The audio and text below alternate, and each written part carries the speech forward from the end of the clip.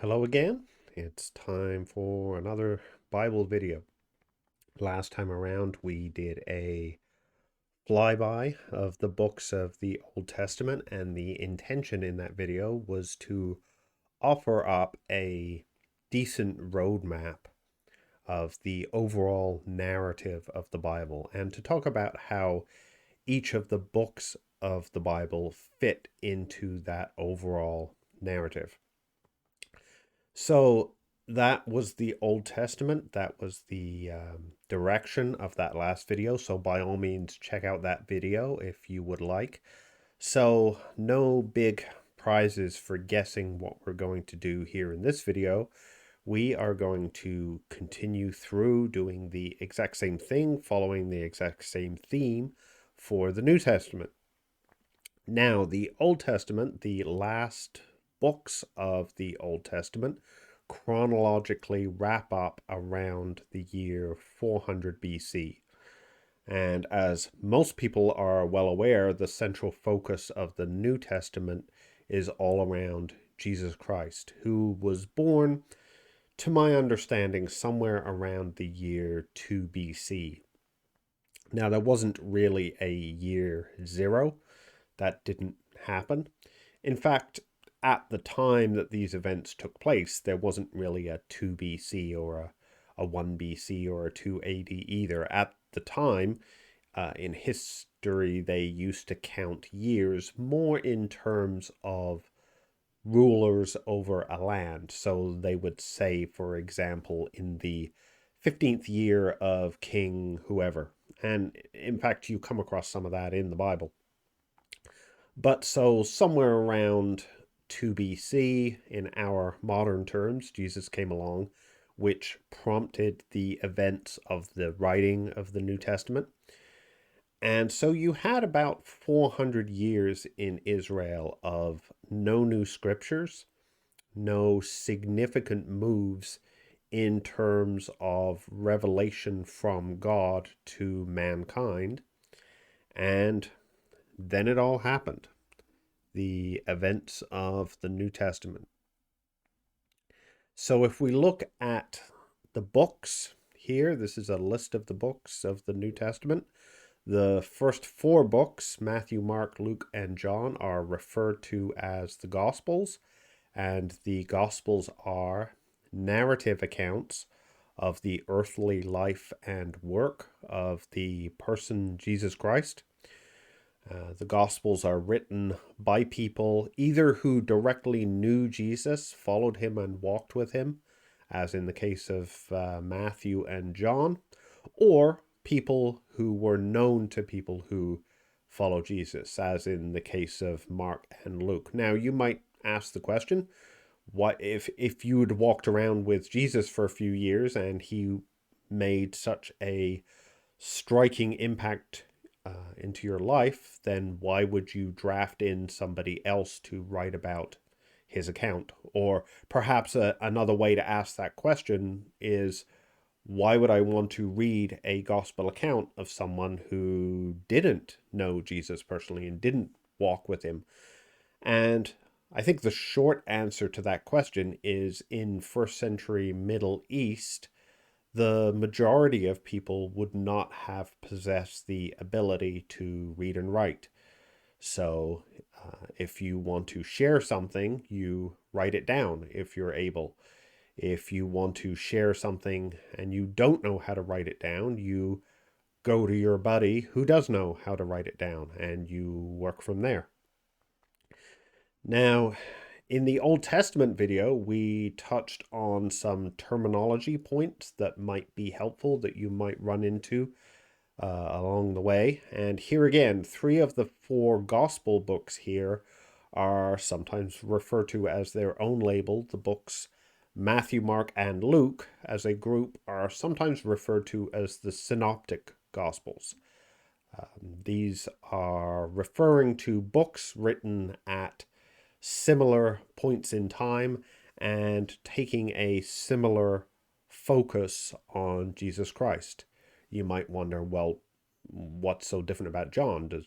Isn't that what John is doing? Well, it kind of is, but the Gospel of John is seen as a little bit different because it was written a few years after the Synoptic Gospels, and it addresses fewer events in the life of Jesus, but it focuses in more around the significance of those events, what they actually meant, what we're supposed to take away from them. Following after the book of John, the book of Acts is one of the longest books in the New Testament. It's another historical narrative book that describes things that happened, picking up right after the death and resurrection of Jesus and pursuing the foundation of the earliest Christian churches, seeing how they grew. Now, the book of Acts is interesting. It's an interesting piece of writing to understand because, as I said, it's a narrative book. It describes what happened. Now, sometimes Christians will go to the Bible and they're looking for answers as to what Christians should do, or maybe what Christians should not do on any given point. And sometimes they will look to something in, for example, the book of Acts as an answer to that question.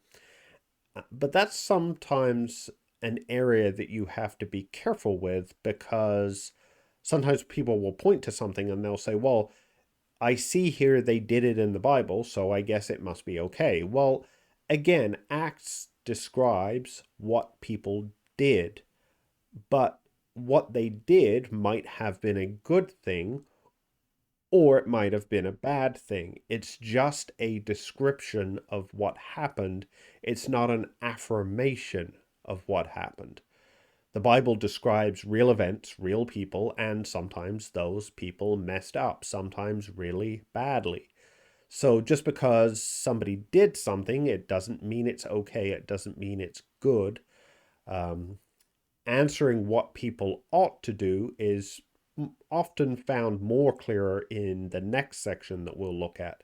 We have a whole big block of blue here, and these books in the New Testament are all known as epistles. And epistles is essentially a fancy word for a letter. So if we consider again the book of Acts, in the book of Acts, we see the followers of Jesus traveling around, establishing churches in different locations.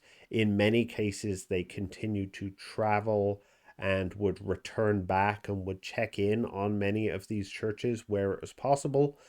But also in a lot of cases, just for practicality reasons, rather than traveling or trying to travel to all of these churches all of the time, they would sometimes write letters, and in these letters they would sometimes uphold and affirm good things that were going on, and in many cases they would also call out bad things that were going on in these churches.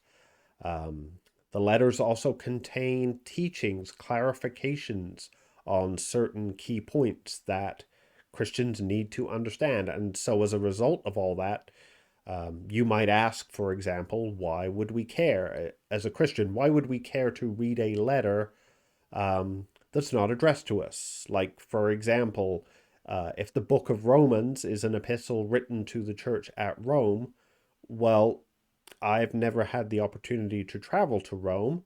I've never attended church there, so what does it matter to me what was written to the Roman church?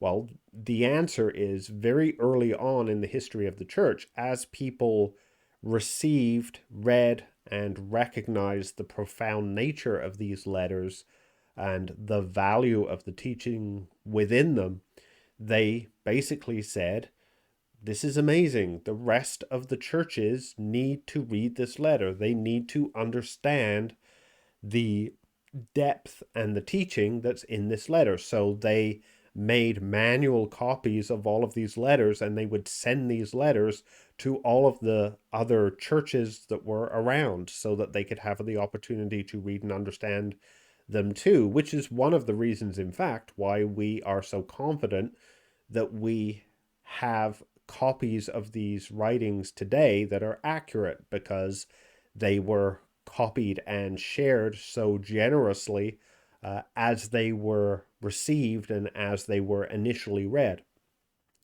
Now, the other thing about the epistles to understand is that sometimes they were written to churches in geographic areas.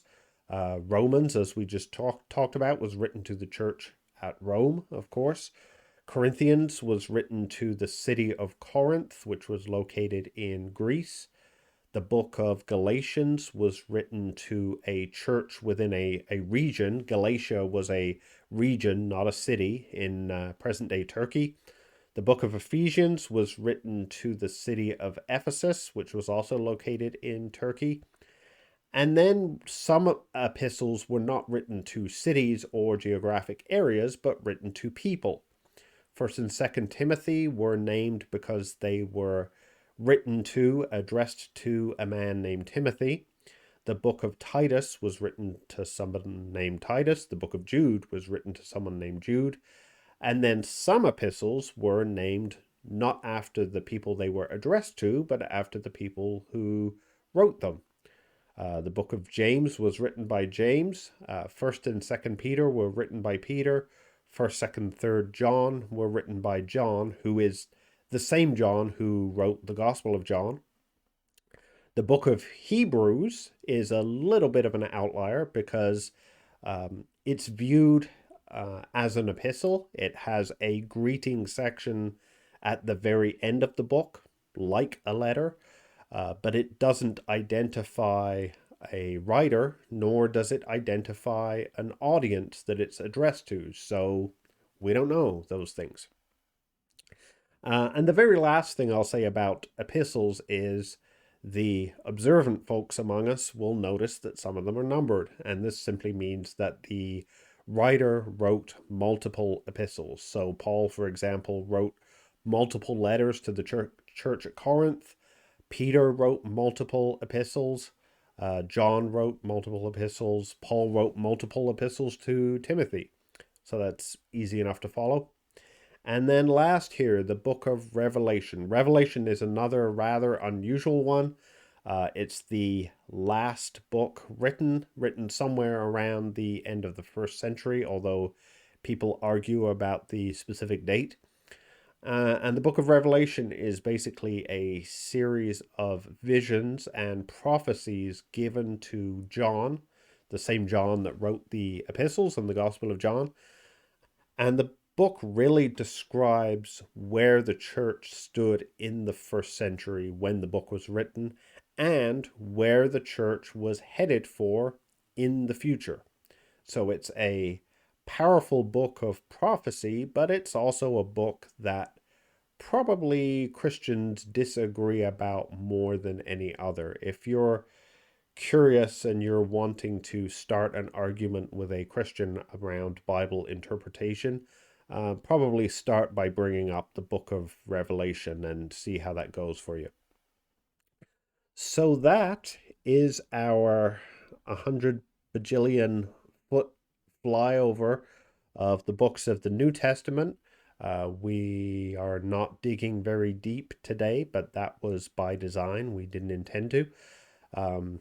If you're somebody looking for a decent overview of the entire Bible narrative, if you're a new Christian, and that's something that may be helpful to you, then I hope it was actually helpful. If so, please feel free to like the video. Feel free to subscribe if you would like to see other Bible videos that we will be sharing as we go forward. Feel free to leave a comment whether you liked it, didn't like it, or if you have a question, if you disagree with something, all of that is good stuff. And the last thing I will say is that if you want to get a hold of me outside of YouTube comments, feel free to send an email to thegospelofjohn@gmail.com. If you have Bible questions, if you have ideas for videos that you would like put together, if you would like to shower me with unreserved praise, whatever you would like. If you just want to test if your emails are going out, then by all means drop us a line and we would be happy to hear from you. That's all for this time, and we will see you in the next video. God bless.